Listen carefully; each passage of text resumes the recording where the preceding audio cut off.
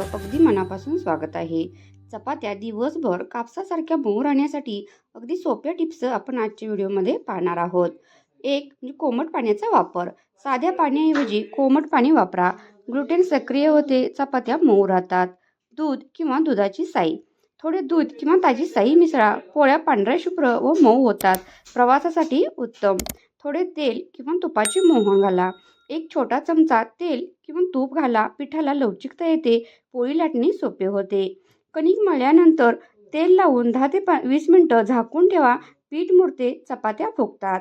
डब्यात खाली सुती कापड किंवा टिश्यू ठेवा. हवाबंद डबा वापरा. कडा कडक होत नाहीत.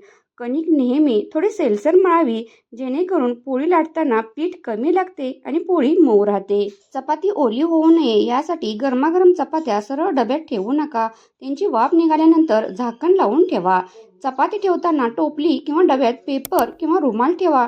पेपर नॅपकिन वाफ शोषून घेतो, त्यामुळे चपात्या ओल्या होत नाहीत. अतिशय महत्त्वाची आणि न्यू ट्रिक म्हणजे चपात्या बनवल्यानंतर टोपलीत ठेवण्यापूर्वी तळाशी 2 काट्यांचे चमचे ठेवा आणि त्यावर चपात्या ठेवा. यामुळे चपात्या ओल्या होणार नाहीत.